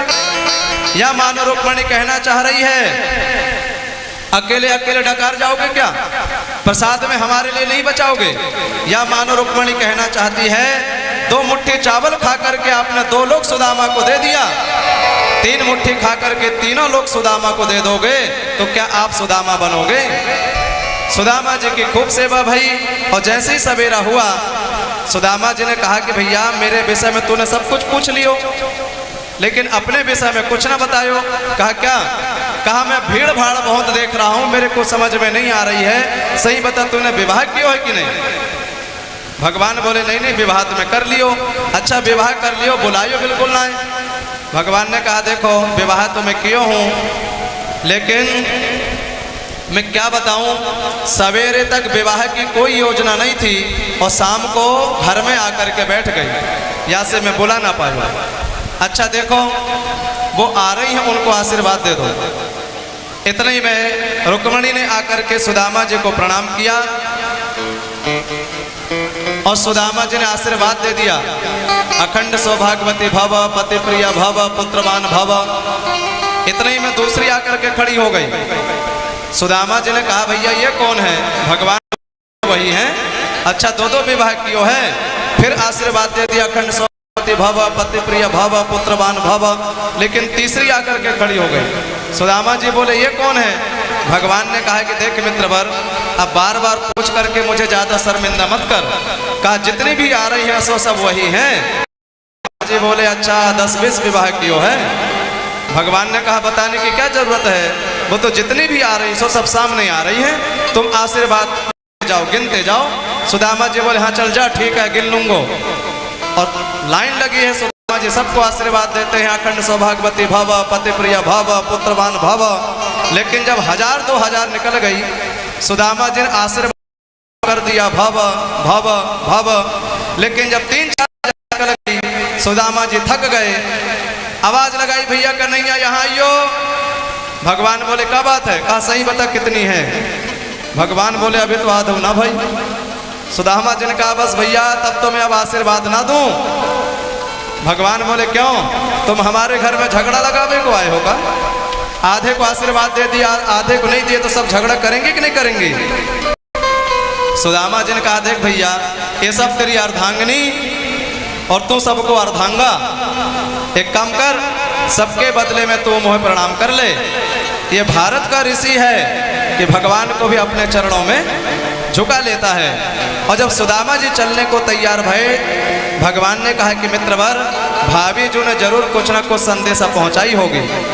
तब जाकर के सुदामा जी को याद आ गई और सुदामा एक बात उसने जरूर कहा है, एक मास 2 पक्ष में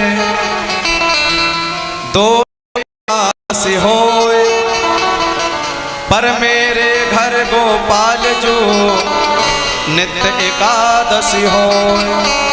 सुदामा जी ने सोचा कि ज्यादा व्रत करते इसलिए कह रहे हैं, लेकिन भगवान जब खानों को नहीं होगा तो व्रत तो रहा जाएगा।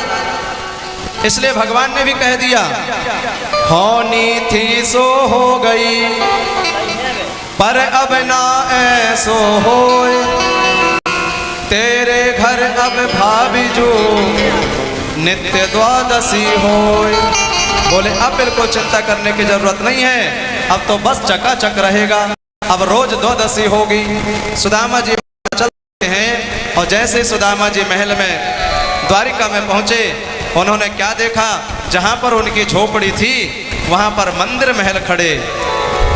सोच में पड़ गए, कोई व्यक्ति को यदि अधिक धन मिल जाता है तो व्यक्ति धन को पाकर के मदवाला हो जाता है, लेकिन सुदामा जी महाराज भगवान की कृपा समझ करके और अधिक भजन करने लगे। भगवान ने देखा कि मेरा बहुत बड़ा परिवार है, मैं यहाँ मृत्यु लोक में किस लिए आया, धर्म की स्थापना करने के लिए, लेकिन मेरा परिवार बड़ा है इसलिए ये बाद में पाप करेगा। इसलिए भगवान की इच्छा भई और एक दिन सभी बालकों ने सांब नाम के बालक को साड़ी पहना दी, महात्माओं के बीच में पहुंचे और सबने कहा, महाराज जी आप कृपा करके बताओ ये हमारी कुल वधू है, पुत्र होगा कि पुत्री होगी। कोई महात्मा नाक दबावे, कोई कान दबावे, कोई आंख दबावे, लेकिन पता नहीं चले पुत्र होगा कि पुत्री होगी। आखिर में महात्माओं ने श्राप दे दिया, ए मूर्खों, जनिष्यति वो बंदाहा मूसलम कुल नाशनम, ना पुत्र होगा ना पुत्री होगी, ऐसा मूसल का जन्म होगा जो तुम्हारे संपूर्ण वंश का नाश कर देगा। जब सांब की साड़ी को खोला तो सही में एक मूसल की प्राप्ति हो गई। सब लोग समुद्र के किनारे में पहुंचकर उस मूसल को घोल घोल करके बहाने लगे, लेकिन तरंगों के माध्यम से वह कण ऊपर आ गए और वो एरक नाम के घास बन गए। आप लोगों ने देखा होगा खेत में एक तलवार जैसा घास होता है, जो थोड़ी सी उंगली में लग जाए तो उंगली को काट देता है, वही एरक नाम का घास है। उसी को उखाड़ उखाड़ करके सब लोग एक दूसरे को मारने लगे। दाऊ जी ने समझाया, लेकिन कोई उनकी बात को नहीं समझ रहा था। दाऊ जी ने ध्यान करके देखा और वो भगवान की लीला को समझ गए। समुद्र में वो प्रवेश हो गए और वो अपने धाम को चले गए। भगवान पीपल के वृक्ष के नीचे पहुंचे हैं, चतुर्भुज रूप उन्होंने धारण किया। एक व्याध ने उनके तलवे में हिरण समझ करके बाण चला दिया। भगवान के तलवे में आकर के वो बाण लगी। जैसे ही भगवान के पास में वह आया, भगवान के सामने रोने लगा। भगवान ने कहा, तुम बिल्कुल चिंता मत करो, एक समय छुप करके मैंने तुम्हें मारा था, आज तुमने हमें मार दिया, हिसाब किताब बिल्कुल बराबर हो गया। वहाँ पर उद्धव जी महाराज पहुँचे और उद्धव जी कहने लगे, प्रभु मैं आपके बिना कैसे रहूँगा, मैं आपके साथ में चलूँगा। लेकिन भगवान ने कहा, ये उद्धव यहाँ सब अकेले आते हैं, सब अकेले जाते हैं। उद्धव मेरे जाने के बाद में यह द्वारिका जलमग्न हो जाएगी, तुम यहाँ पर नहीं रुकना, बद्रीनारायण में जाकर के मेरा ध्यान करते रहना। भगवान ने उन्हें चरण पादुका दे दी। उद्धव जी महाराज वहाँ से बद्रीनारायण धाम में चले गए। सभी देवता आसमान में खड़े थे कि हम भगवान का स्वागत करेंगे, लेकिन एक बिजली सी चमक गई। भगवान कब अपने धाम को चले गए किसी को पता नहीं चला। भगवान के जाने के बाद में ठीक 1.5 घंटे के अंदर यहाँ पर कलयुग आ गया। कलयुग में सारी व्यवस्था बिगड़ गई। झूठा ही लेना, झूठा ही देना, झूठा ही भोजन, झूठ चबेना। अभी तो ये प्रथम चरण चल रहा है, जिस समय चतुर्थ चरण आ जाएगा उस समय हम लोगों की आयु 20 से 30 वर्ष की हो जाएगी और हम लोग बड़े आराम से भट्टे बैंगन के वृक्ष के नीचे आराम कर लेंगे। इसके बाद भी अन्न बिना सब लोग मरे, सब भूख में तड़पेंगे और भोजन के बिना सब लोग अपने प्राण को छोड़ेंगे। क्यों? क्योंकि जब जब इस पृथ्वी पर धर्म का ध्वजा लहराती है, पृथ्वी अन्न देती है, लेकिन जब पापाचार, अत्याचार, अनाचार बढ़ता है, पृथ्वी अपने अन्न को कोख में समेट करके रख लेती है, अन्न देना बंद कर देती है। जब अन्न नहीं देगी तो भूखे मरना पड़ेगा। इसलिए जिस समय अधिक चारों तरफ पापाचार फैल जाएगा, उस समय उत्तर प्रदेश के मुरादाबाद जिला के संबलपुर ग्राम में विष्णु यश नाम के ब्राह्मण के यहाँ कल्कि भगवान का अवतार हो जाएगा। उनका वाहन घोड़ा होगा उनका अस्त्र शस्त्र तलवार होगी, अनाचारी अत्याचारी राजाओं को वो समाप्त कर देंगे और पुनः सतयुग प्रारंभ हो जाएगा। आज परीक्षित जी ने 7 दिनों तक भगवान की कथा को श्रवण की और आज 7वें दिन सुखदेव जी ने पूछा कि राजन क्या तुम मरोगे? परीक्षित जी ने कहा कि हाँ भगवान,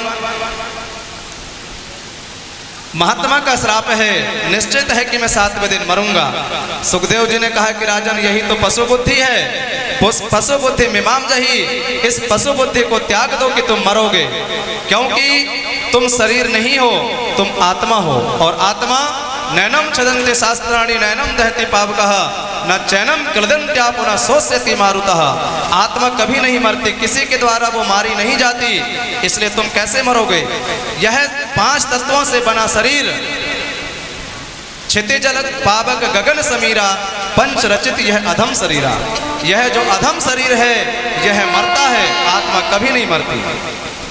उसी समय परीक्षित जी ने कहा कि भगवान, जिस समय मैं प्रथम स्कंद की कथा को सुन रहा था, भगवान के चरण दिख रहे थे।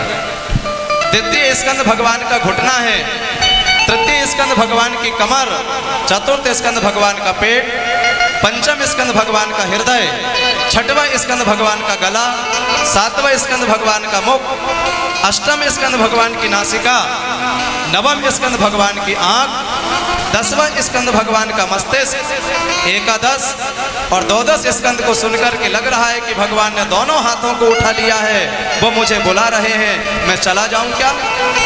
सुखदेव जी ने कहा कि हे राजन, जब तुझे भगवान बुला रहे हैं तो यहाँ बैठे रहने की क्या जरूरत है?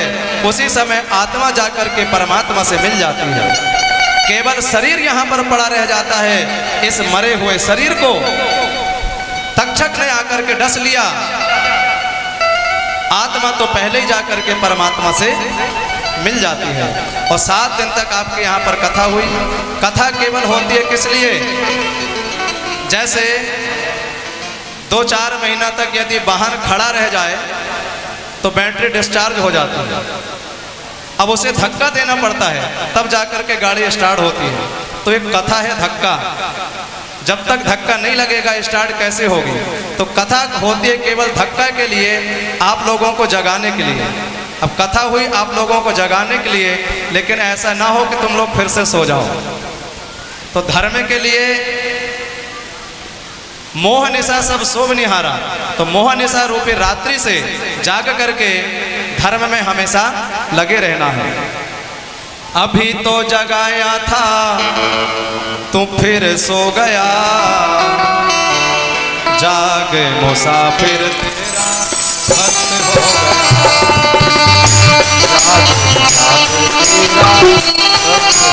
जाग अभी तो जगाया था तू फिर सो गया, जाग मुसाफिर तेरा भक्त हो गया,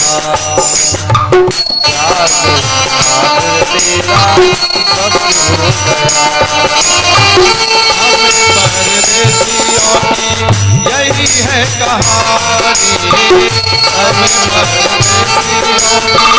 यही है कहानी, यही है कहानी,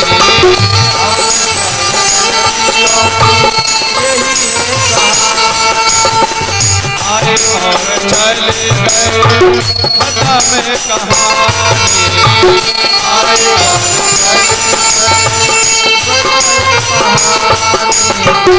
और कोई आया हंसते हंसते कोई आया हंसते हंसते कोई रो गया, जाग मुसाफिर तेरा भक्त हो गया।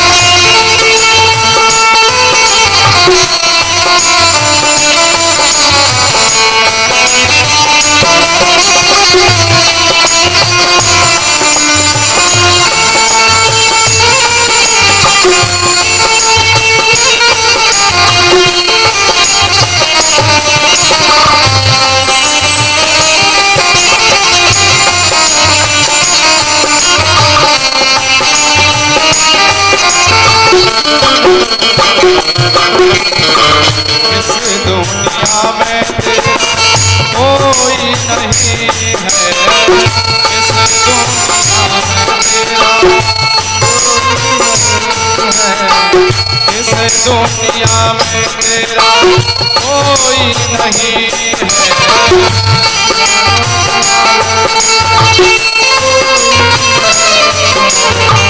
यहाँ परदेसी कोई रुकता नहीं, यहाँ परदेसी कोई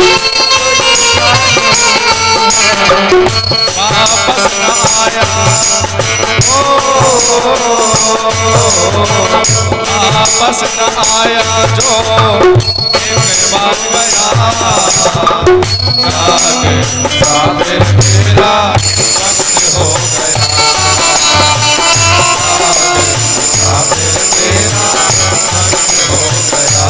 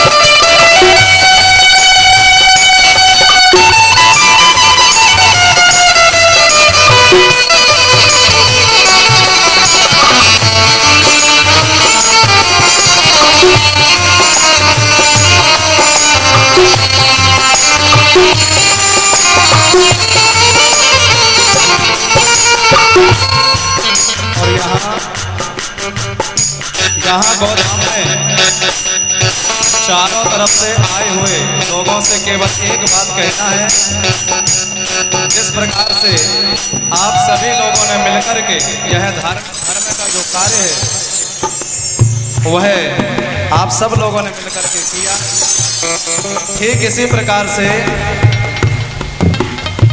सदा साधु संत सेवा करते ही रहना, सदा साधु संत सेवा करते ही रहना, सदा साधु संत सेवा करते ही रहना, सदा साधु संत सेवा करते ही रहना,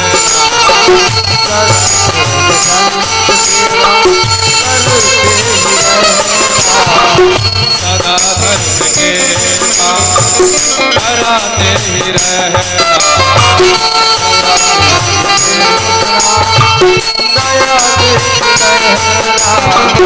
करना कभी ना करना कभी ना मुरली माल से किनारा, मिलन तक था तुम्हारा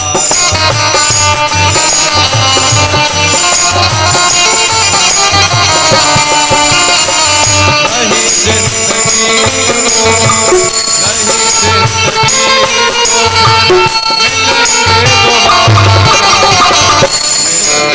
मिलेंगे दोबारा, मिलन तक था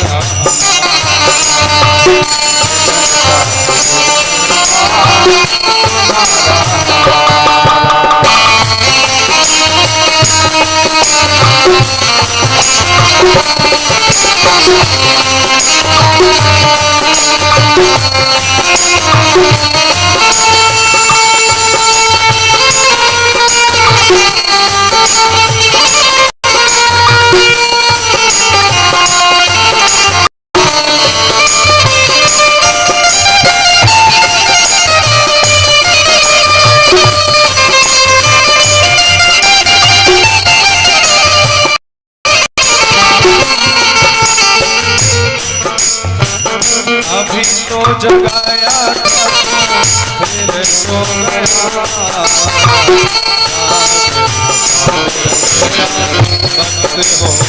वक्त हो गया।